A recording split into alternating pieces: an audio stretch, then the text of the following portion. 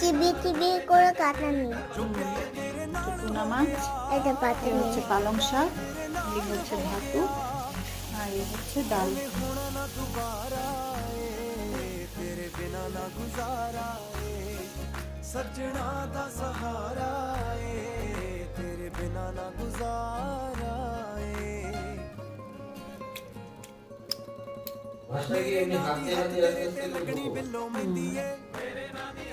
মুনিয়া, আজকে তোমার থালিতে কি কি আছে গো?